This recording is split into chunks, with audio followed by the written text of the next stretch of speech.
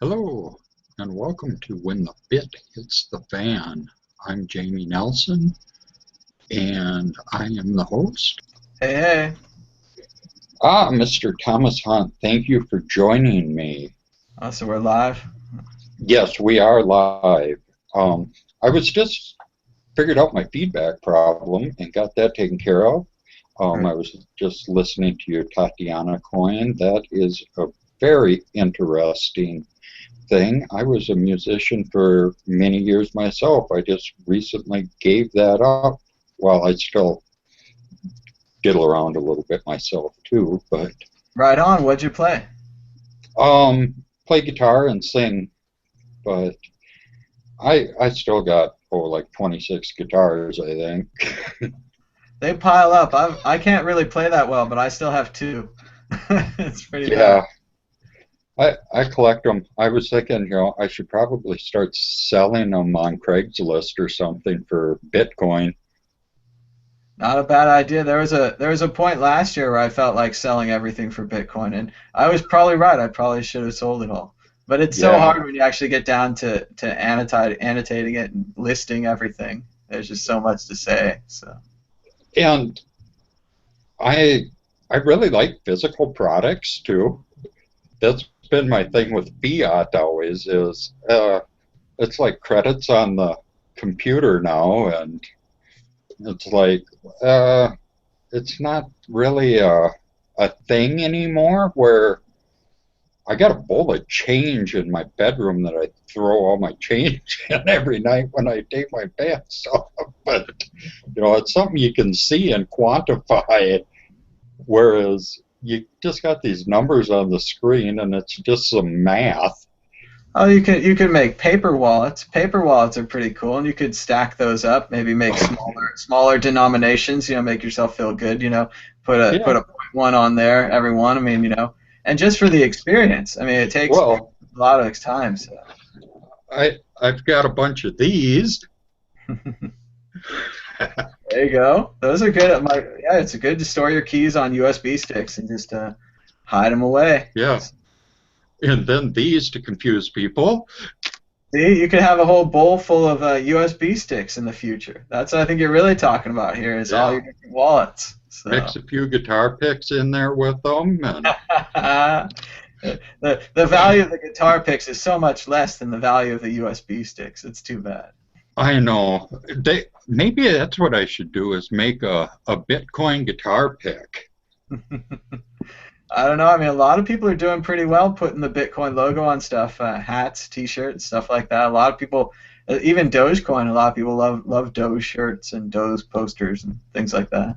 I know where I live here in western Wisconsin, I'm due east of Minneapolis, St. Paul, and I'm about 90 miles due east into Wisconsin of those cities.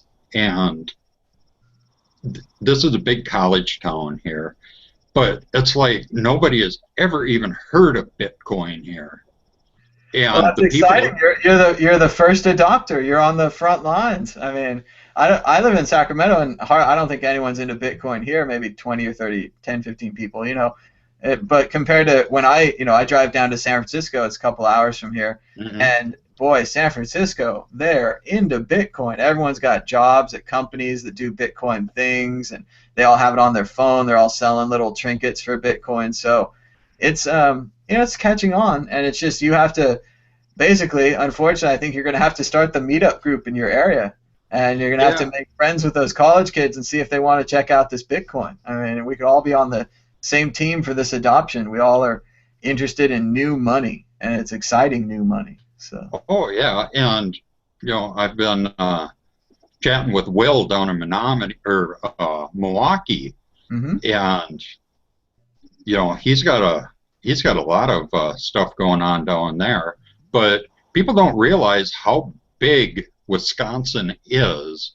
I mean, for me to go to Milwaukee is oh, it's like a 5 hour drive.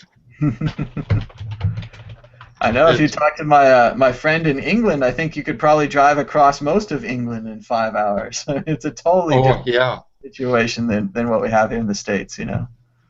Yeah, I think, and I've been around the entire United States mainland, and, it's pretty vast. And, just driving across Utah or just across Interstate 80 Mm. is, I've been out through Sacramento and that area too. And, people think, oh, you're in California, you're in Sacramento. Well, why don't you just buzz down to LA and go to that? They do think that. I mean, my friend from England was like, "Yeah, we should go to LA, Southern California. California, it's just right there." No, no, LA is like 8, 12 hours. I haven't driven it in a while, but I don't know. And it depends on how fast you go. But no, it's a mess, and it's the whole country's like this, especially compared to Europe or other places. We've got the big long roads, we've got all the empty space, and you just drive forever.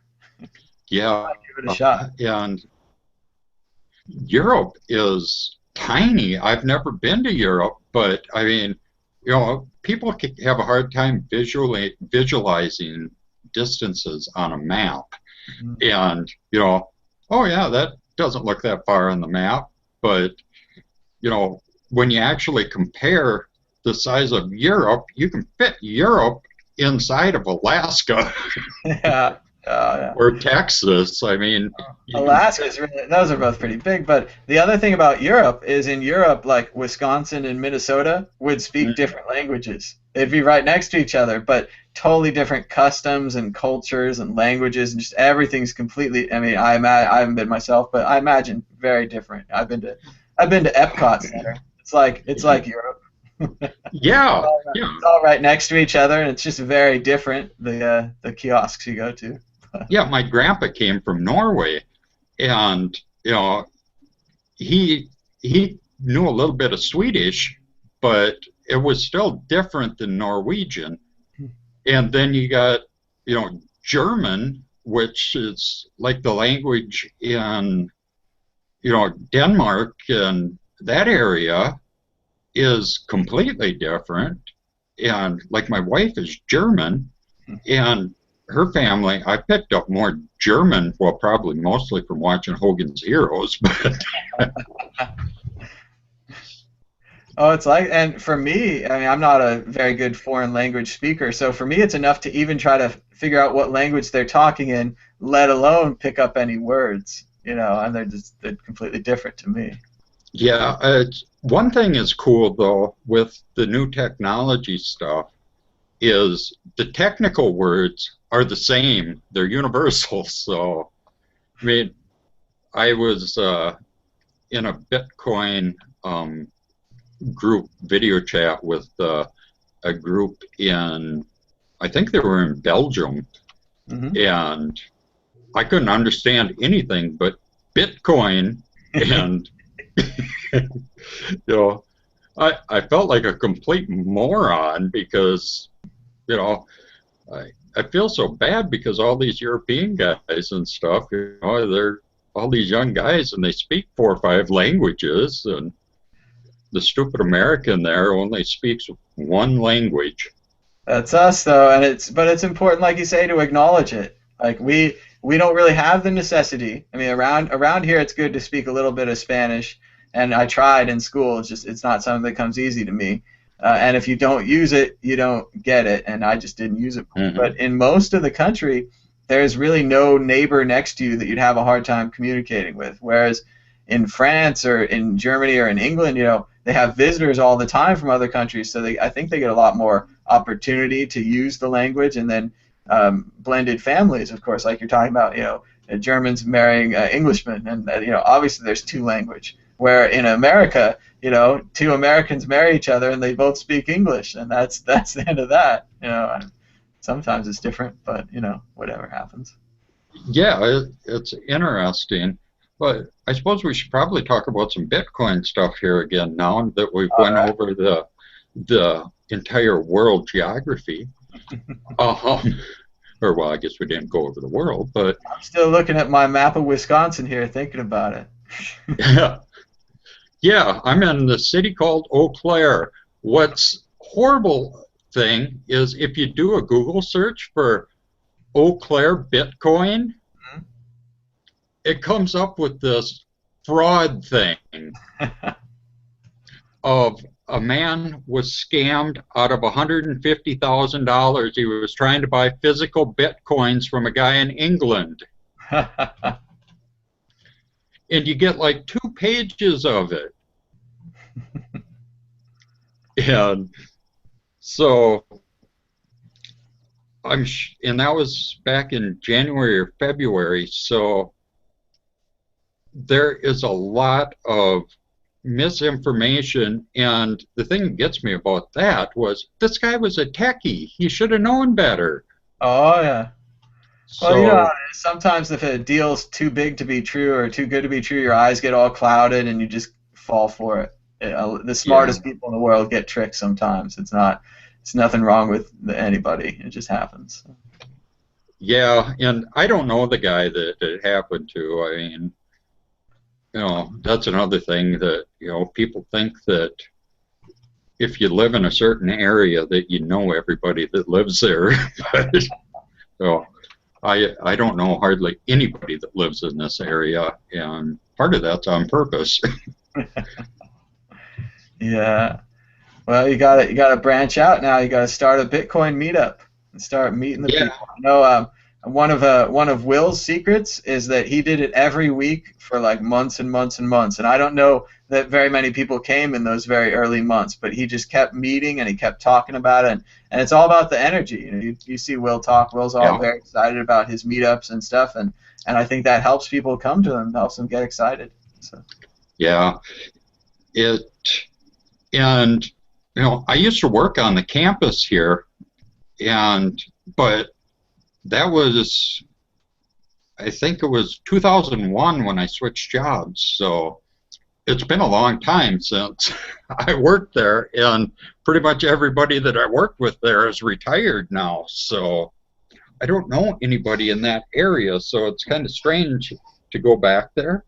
It is weird, the place you always worked and then no one works there anymore. School was like that for me too. I used to work at the school for a while at Sac State, and then now it's completely new people, completely new students. It's funny, all the buildings are kind of the same. There's some new buildings, but all the old ones are still there, just they're not filled with me anymore. It's very strange to think about. And I still go, we eat at the restaurant. There's a Mexican restaurant across the street from the building my office was in that we go to all the time. And I just love that place. They have hardly, I think they've raised their prices like 3% since 1999. Wow. I don't know how they've stayed in business. You order a margarita there, and it comes in like a salad bowl. That's the best, man. Good stuff. So let's do a couple of Bitcoin stories, and then let's try and move it on. I've got to go do the next show and stuff. So busy. Okay, the 51% attack, I was talking about that a little bit. That seems to be the big thing everybody's talking about this week. My thoughts are, I read the thing that GHash.io put out, and my thoughts are that it's not that big of a problem because the miners themselves are still decentralized. If they were to do a 51% attack or whatever, double spending, it would be a one-time deal before everybody caught on, and they would cut their own throat and put themselves out of business. So it would be really not very beneficial to themselves, and it would be a really bad business mistake. That's absolutely the way I think about it, and I've gotten a lot of flack for this on Twitter and some other places for being kind of critical of how overexcited we are. I think 51% sounds much cooler than it is. And I do think in the early days of Bitcoin, it was a threat. A government could buy 51% of the machines and purposely ruin the thing. But now, Bitcoin's gone on so much, you need so much money to buy 51%. The media is trying to say that ghash.io or Sexio or whichever the pool it is they're like one unit, like one group. I saw a headline today that said, one group controls 51% of Bitcoin. Well, one group, yeah, it's a whole bunch of different miners inside. It's not a monolith. They're not going to all say let's screw over Bitcoin. And Right. probably they're going to say no to that. They would ruin themselves. So Yeah, yeah, I it's don't. not like one person has all these mining machines, computer servers in their basement.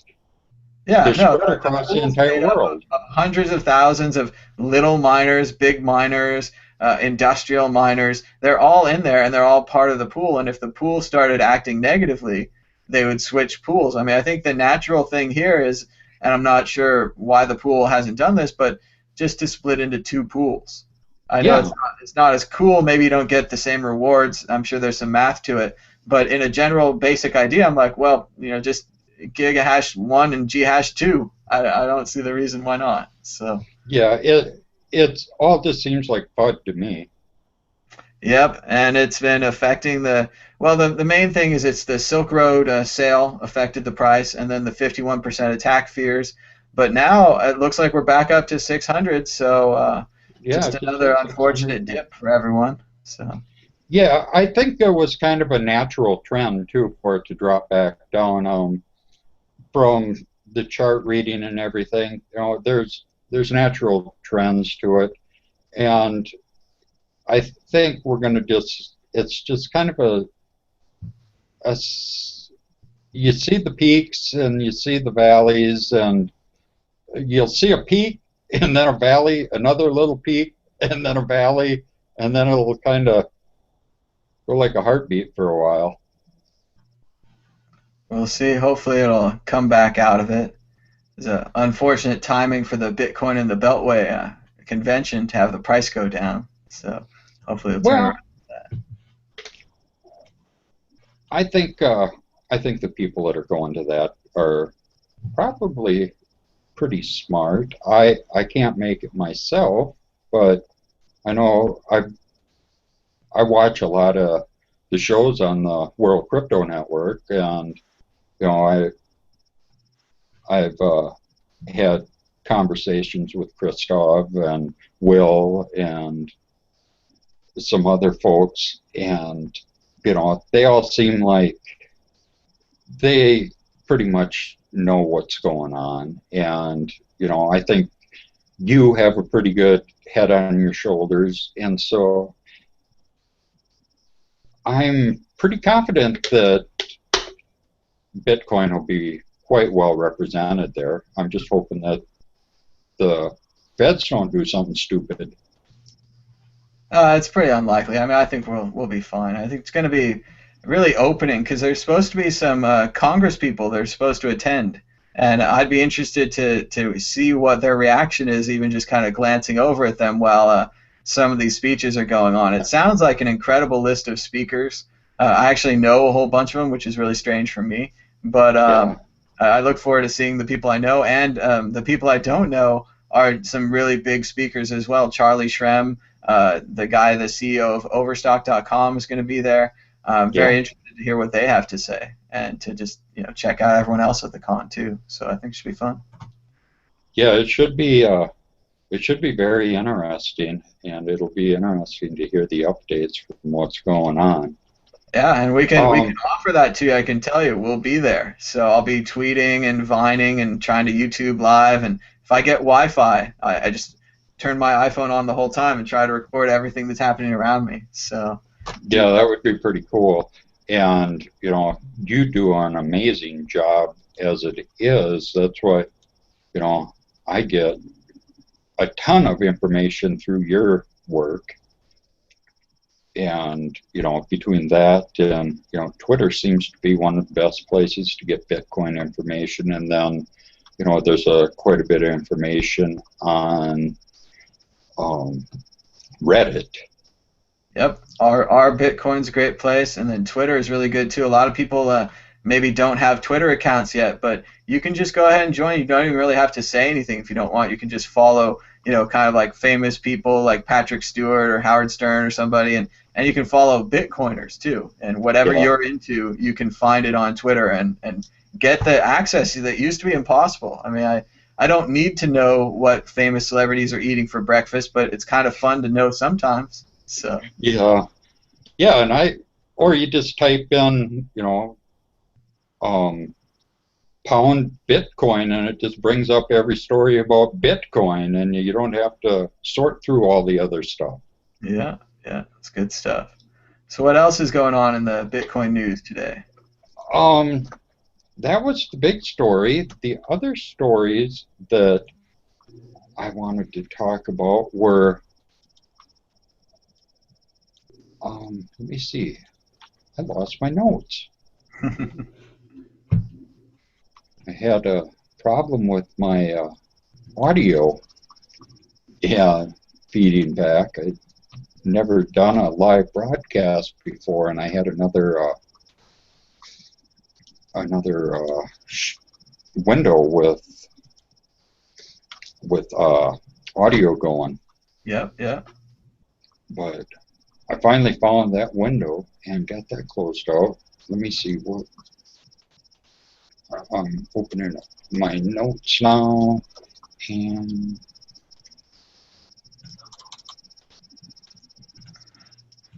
I apologize for this. No worries. Twitter's been a little quiet lately. See what's going on over there. Oh,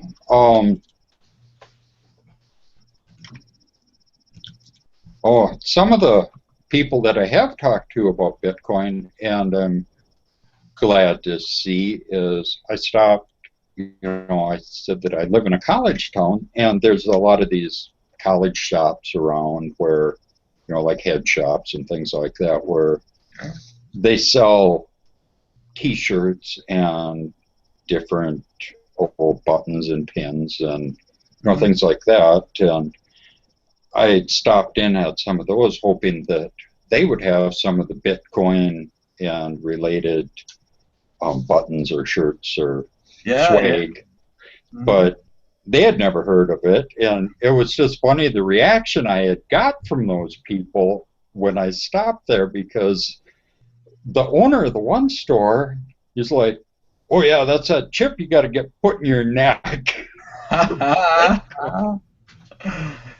That's bad. A lot of people, they do think it is the 666, the digital money, and the barcode and the scanning and the QR codes, all that kind of stuff. They do seem to go down that way. So.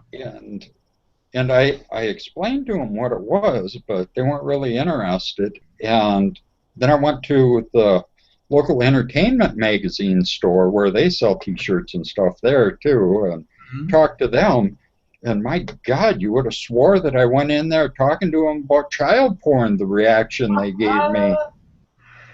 Well, it used to be that way about the internet. I know Andreas is fond of reminding us in the early days, it was pretty much criminals, thieves, pornographers, hackers, pirates. Like, those are the people that were on the internet, and there was a lot of paranoia. I mean, even, doing this, putting your name out there, being on video, this wouldn't have been a cool thing in the old internet. People would have trolled you or attacked you or something, and now we're at this much better, more civilized internet after years and years of practice, everyone getting practice at this. So. Oh yeah, my stepdad worked for a telco, and so my mom and him had internet way back in like 95 or something, and they had DSL before anybody that I knew, and I'd go up. They had internet before I did, so I'd go up to their place, but they'd be trying to get their friends and stuff to get on the internet, and everybody'd be like, "Oh, you got internet? Ain't that only porn?" And that's the same thing. It was as much a struggle to get them to sign up for email, to get them to sign up for a dial-in networking or whatever we had at the time. And now it's the same thing with Bitcoin. Like, you have to get them to install an app. You have to get them to scan a QR code or something. But it really does help if you give $1 in Bitcoin to everyone you're talking about. If you can convince them to set up the wallet and get them started, because it's that magic money of transferring it from phone to phone, and that it's gone. You can't call it back from that phone. You can't cancel it. It's like cash. It's gone. So. Yeah. The one thing that I think is greatly overstated, though, is a lot of people talk about how it's instant transfers, where it's not exactly instant. It depends on what you're doing with it. For instance, say you're trying to buy Bitcoin off a Coinbase with your bank account, that can take forever. And sometimes they won't even honor the price they said. They'll say, we don't have any more Bitcoins at that price, or something like that. They'll cancel the order, and all kinds of strange things have happened with them. But it's a good place to get a start of your money into Bitcoin, to start moving it over. Coinbase is really nice. So. And then there's, people are like, well, if Bitcoin's not based on the dollar, how can you get Bitcoins if you don't buy them? And it's like, well, you could work for them or have somebody pay you in Bitcoin, or, you got to explain economics to them. Well, most of them, they don't know that we're off the gold standard. So they'll say something like, well, how can you trade your Bitcoins for gold? Why wouldn't you have dollars? And go to Amagi Metals. There we go. It's good stuff. I was listening to Let's Talk Bitcoin the other day, and they had my friend Jesse Powell from Kraken on there.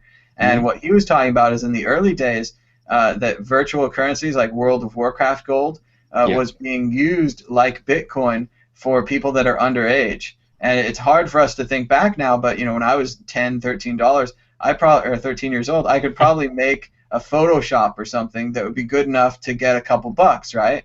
But there'd be no way for anyone on the internet to send me a couple bucks for a graphic or a web page or something. Whereas now, with first with the World of Warcraft gold, but then with the Bitcoin itself, that these kids can basically become businessmen. There's no barriers to entry. They can set up a little web page shop, little Photoshops, take money directly on the forum, and there's no way of it getting eaten up by credit card fees or canceled. And he said he had a lot of problems with cancellations. He used to sell virtual items.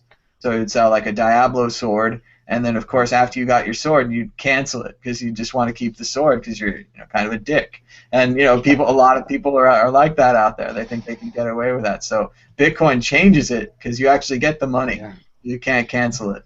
So. And I think Xbox Live and PlayStation Network were hoping to set that model up too with their stuff and get people to, create their own little icons and, emoticons or whatever for games, and it never really took off. And they ended up just doing you basically got to buy a gift card for anything you want to buy on those networks, and then if they have everything priced at $2.99 or whatever, but you can only buy $5 gift cards.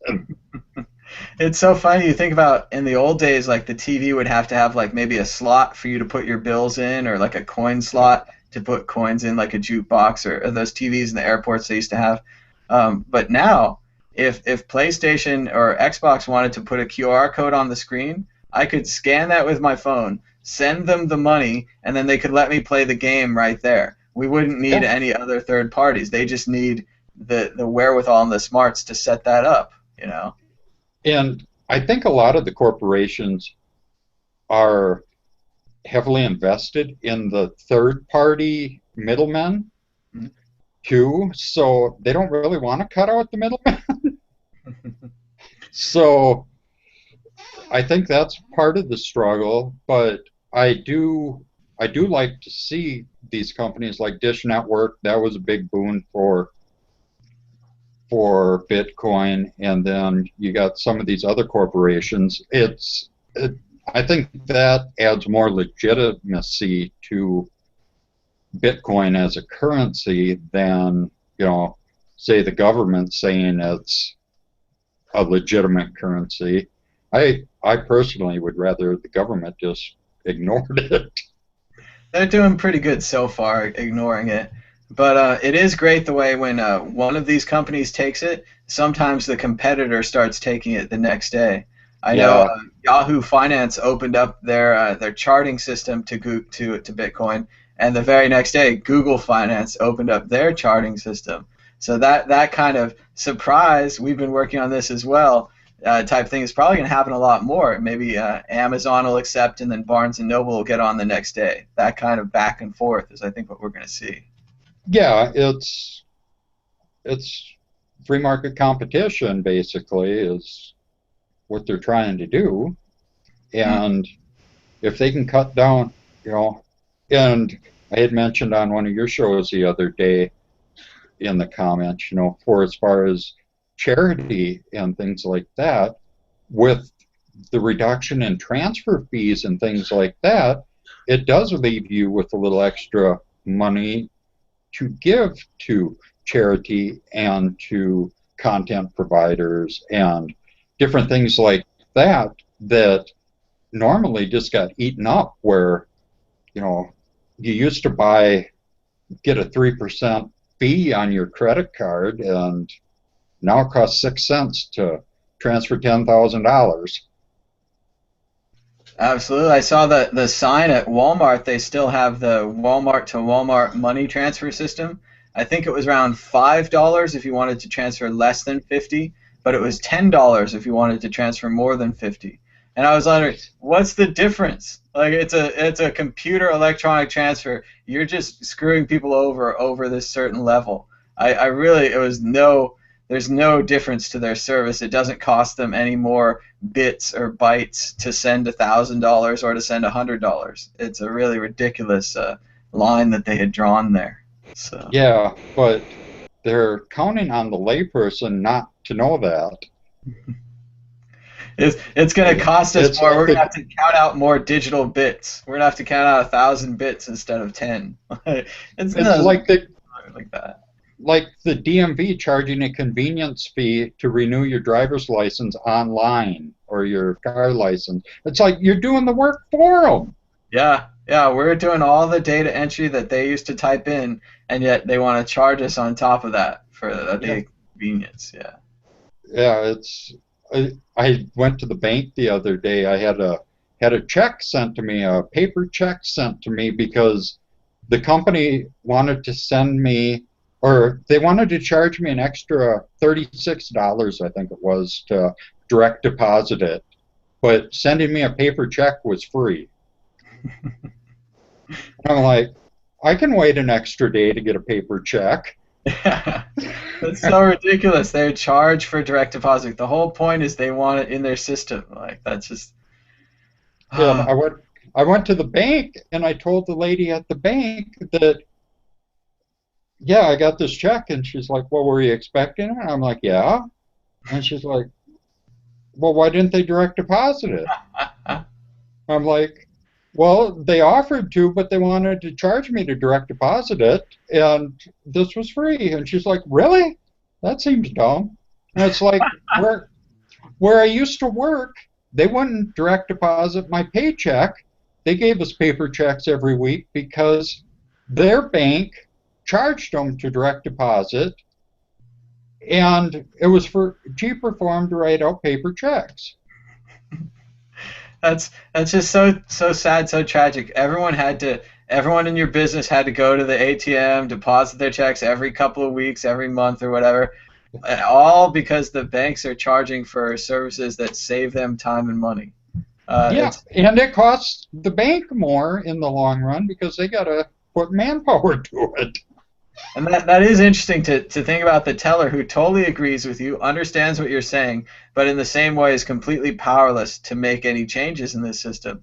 I've been studying an online system called Holacracy, Mhm. HOLacracy, and it's basically a system where any worker in the business is like a detector. If they see something and they want to change it, they could bring it to this structure of meetings and understandings where it would be passed up the line properly, and thus everyone feels like they're a part of the system.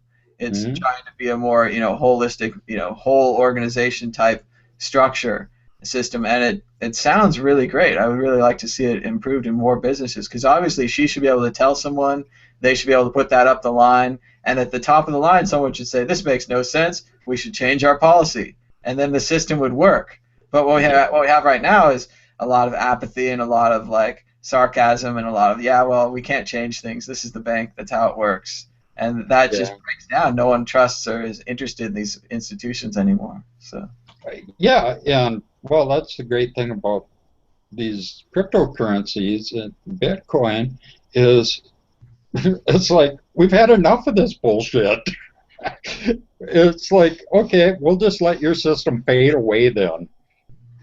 And that's really what it feels like. If you think back, I always talk about the MP3 and the CD because it was a really No. big thing to me. And if you think about it now, like I hardly have any CDs. I never listen to them. I always listen to MP3s. I mean, I like records a little too now, but just in general, when you're going somewhere, you put the MP3 on your phone. You go to the place, you listen to it in the car. It's so nice, and that's what Bitcoin's going to be. We're just going to Yeah, have to. We're going to keep saying how great it is. This time might actually make a little bit of money, which is nice. I didn't make any money on MP3s, but or having internet earlier, any of the other things I've been involved in. But it's exciting. It's great, and it's going to be the same thing where right now, you and I have Bitcoin on our phones, but not many other people. And then soon, everyone will have it on their phone. They'll be like, "This is just the normal thing. I go to a store, I scan a little code, and it pays." Why would I use like a wallet full of dirty money? Why would I even have to carry around a wallet or a credit card? All the different wallet replacements people have been trying. Bitcoin is the wallet replacement that you've been looking for. And it works yeah, on the internet too. Like you were saying, you could just scan the code. If the Xbox and the PlayStation were with it, you could just, instead of driving to a store, buying a gift card, putting in the gift code, and then playing Xbox, I could just scan the code on the screen, send them the money, they'd get a confirmation, and it would be done. There's no chargebacks. There's no way of me refunding the money. I would just play the game. So, yeah, yeah. It's a whole lot easier. It's and but there's a whole bunch of middlemen that don't like that.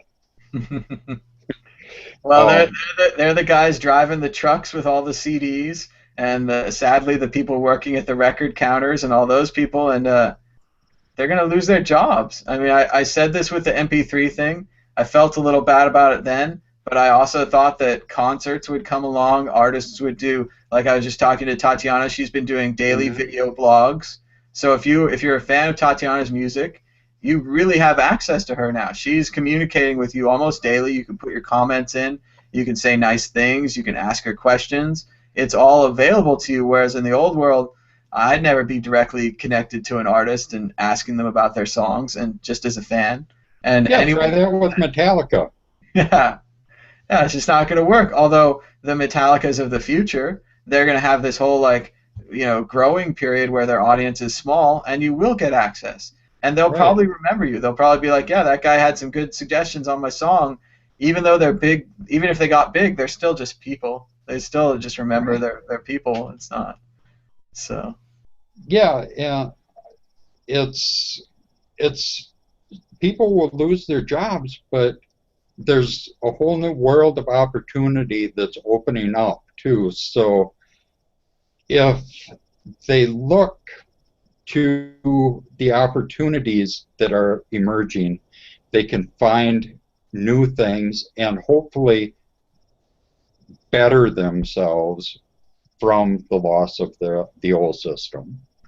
I really think they can better themselves, and it's important, to have that ability to improve yourself. That we all need to do that, and it's written on the Oracle at Delphi. It says, "Know thyself," and I think that in a Mhm. lot of ways that's what the internet, and then Chris was saying even Bitcoin, because it takes away our barriers with money. We used to have a thing where you wouldn't talk about money and you wouldn't say how much you had or Yeah. what you need or you got troubles until you really got troubled. Whereas now it's like I want to, Tatiana wants to do this thing. She wants to do an album, go on tour, make videos. That costs money, right? That costs time, money, all these different things, studio time. So she tells the world she wants to do this, and then she's raising it with a coin, which is a really new way to raise money. But even just putting up a Mhm. Bitcoin address and saying, I want to go to Washington, D.C., that wasn't really possible before. But now, if people think that's a cool idea and they think you should make an album or you should go to DC or whatever it is you want to do, they can donate a couple bucks. And if enough people donate a couple bucks, instead of getting eaten up by credit card fees, the person actually gets $1,000 or they get a couple bucks and they can do what they want to do. And that kind of idea, I think, could create a whole new world of positivity. If you want to do a good thing and you can explain to people how you're going to do it, and if you get a track record of doing good things, I Yeah. think people could reward you with a couple bucks. Nobody has to go given too much money. But if everybody gives a couple bucks to all of these projects we're talking about, not just my projects, Yeah. but all of them, we're gonna have tons of money. We're gonna have tons of projects, and that's what I think we need. So. And like these, I see all these Android apps and things like that that are donation supported or whatever, and I find myself now buying these apps that don't charge for things, or they don't charge for their app, and they're not crippled-ware either. It's a fully functional app, but And do you donate? Do you give them a couple bucks? yeah, I mean, there's this one called Bitcoin Beeper, I think it's called, that I love it. It has every altcoin you can imagine and every exchange you can imagine on there. And it shows all of them on there in real time. And it's like, this thing is freaking amazing. And it's a free app? It's a free app.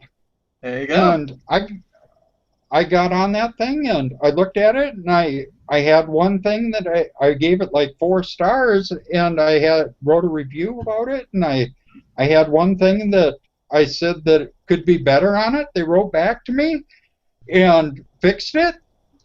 Awesome. And so the next day I wrote an updated review and said, this is awesome, they fixed it. Now it synchronizes with the servers, all the exchanges and everything. And I'm like, good, I'm giving them $10, There you go. And that's and it's a way of rewarding good work. And when people put their work out there, it's rewarded. I know a similar app for iOS, and it's on Android as well, is ZeroBlock.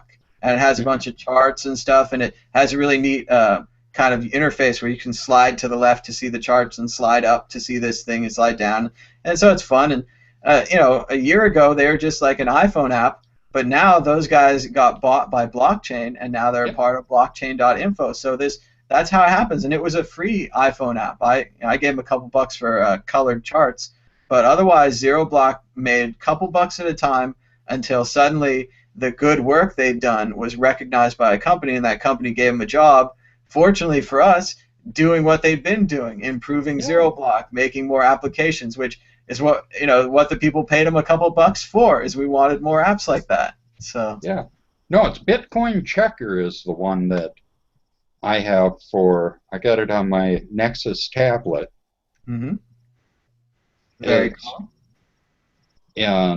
But yeah, and then I really liked it, so I recommended it to all my friends on Facebook and stuff. So in the past, that would have seemed weird, right? Like you recommending an app and all this stuff. But now everyone recommends what they're into. If you like a new song, if you like it, because you were a part of the artist, you're a part of the promotion campaign. Like you probably sold a couple of copies of that app just by telling your friends, and then also with the reviews. That helps a lot. I'm sure they're very fortunate and happy for the reviews. So. Well, I've always said that, word-of-mouth advertising is better than any paid advertising that you can ever get, whether it's your mechanic or whatever, if you got a good mechanic that, is honest and can fix your car without screwing you over and stuff, I've had the same car mechanic since I moved to this city 12 years ago, because I've took my car there when it was new, and he said, no, this thing's still under warranty, take it back to the dealer. And that's really nice, the honesty there. Yeah, I'm like, well, he could have screwed me over for $600 on that. So I recommend him to other people, and I used to change my own oil and do all that stuff, but it's not worth it to me to crawl under there when I can pay him $35 to do it. And I don't have to dispose of the oil and all of that other stuff. I mean, that's what specialized labor's for. There you go. And that's what we're looking at. I mean, if you can sing, if you can play guitar, if you can computer program, or if you can just make blog entries or photos, videos, basically anything you can do online, you can now do online for Bitcoin. And this changes everything. Plus, you can do it online or you can do it in the real world. You can mow somebody's lawn for Bitcoin. You Yep. don't have to have a work permit yet for Bitcoin. You can do something for somebody in India in Bitcoin. You can work for somebody over the internet in China. You can, you know, that's the great thing right now about Bitcoin. There's no regulations internationally on it. Mhm.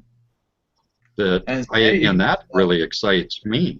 post your address in the forum there, and whoever you're dealing with can just pay you. It's Yeah, almost like, I know I don't deal with like large international money transfers, but for the people that do, they have to wait days and work with governments and fill out forms, and that's to send a few $1,000s around, or maybe even larger amounts. But for Bitcoin, it's all the same. You could send $100,000 in Bitcoin. You could send $10, and you could send it from Singapore, Malaysia, Indonesia, anywhere in the world, and boom, it's sent. That's all. You have Wi-Fi, a little bit of internet. That's all you need. yeah. I have a friend that was doing a multi-million-dollar deal with somebody in China and ended up doing it through Bitcoin because it was just so much hassle before to do those type of deals with real money or with not real money, but with fiat, Old money. old money. One of the things I've been telling people is, if you could just get your client to accept maybe 1% of the deal in Bitcoin, and yeah, you still have to fill out the forms and do the bank accounts and everything for the rest of the money, but for that 1%, you could show them how easy it is. And then maybe next month, 10%, maybe 50%, you could really get this thing going. It's that breaking through with that little 1%. That's why giving someone $1 in Bitcoin is such a useful activity, because they get it on their phone, and if they're interested, if you tell them things and it sets off their mind and they get engaged, they might go home, buy some more, split that dollar up, send it around, donate it to a charity. There's all kinds of things they can do with it, even though it's just $1. It really is divisible down to anything. So, Yeah, and a lot of people ask, well, why should I just start giving out these random dollars to strangers yeah. of Bitcoin? And the way I look at it is, even people think of that as just giving out change to people on the street or whatever. But the way I look at it is, if you're into Bitcoin, giving that out is like an investment in the future of the product. Mm-hmm. Because the more people we can get into Bitcoin, the more worldwide that it's going to be accepted, and the greater the use it's going to have, and the more valuable it'll be. And it's also like not just giving out $1, it's giving out $1 and an instruction manual, like how to use this dollar. And if they read the instruction manual, they could learn all about Bitcoin, and they could really get into it. Whereas if you just give someone money now, they'll just spend it. It doesn't teach you anything. This is a learning opportunity, and it really is like when you taught people how to use MP3s to CDs, or when you taught people how to use email, or whatever it was. We had a reason for that. We taught them how to use email so they could email us stuff, and it worked out really well. I get all my receipts, all my bills through email now. In the past, that's unthinkable. There's too many barriers there, but over time, incremental improvements, and we got it done. And the same thing's going to happen with Bitcoin. Yeah, I just need a mailbox out in front of the house that they can put all the spam snail mail in. It's for now. Yep. Without the bills, it's all junk mail. Yeah, and Sometimes you get a package, if you order from Amazon. Like I have an Amazon problem, but yeah, I have Amazon Prime, and oh, hardcore addiction. I like to order stuff off of there, and they know my address well. Oh yeah, it's a great service. I love Amazon. It's been a lot of fun. I don't know if I'm into the drones delivering stuff to my house, though. They have that air show just north of my house is the airport, and they have that air show. Oh, I think it's the first week in July every year, and the Blue Angels fly like just over my roof, and that's loud. Yeah. Yeah. The drones. I mean, well, the thing about the drones, how they're creepy. But I know for areas like New York City, the things they were talking about was like same day delivery or like 3 hour delivery, depending on your location. If you're more remote, it's going to take longer, I think. But for the large cities, that kind of incredible delivery. Like this book will be here in 3 hours. You can set a clock. Like that's Hmm. amazing. Although I guess with the most things you can just get them digitally. You can get your video, you can get your ebook, MP3s. You don't need the delivery. But I guess if you're ordering a physical item, food or something like that, it would be great to have it delivered like that. And that's a cool thing too with 3D printers that are coming up. It's going to be almost like you can teleport stuff with the I'm ready for it, quality. man. I'm ready. I've been watching my Star Trek. I'm ready. Yeah, you can just, yeah, I want to buy that thing in China, and it's like, well, you pay for it and you just print the thing out. Absolutely, and you can even buy the plans. So maybe you can print as many shower heads as you want. Just put the plastic in the little material. So Yeah, that stuff amazes me. I'm not quite ready to replicate myself, but it'll be cool. We're getting close. So it looks like yeah, we're coming up about 1 o'clock. Do you want to go ahead and wind it down? Is there anything else yeah. you'd like to close up with? Why don't we wind it down? I want to thank Thomas Hunt here for joining me. This was When the Bit Hits the Fan, and I'm Jamie Nelson, and I'm going to try to do this every Monday at 12 o'clock Pacific, 3 o'clock Eastern. And thank you for joining us, and I will see you next week. Thank you, Tom. Very cool.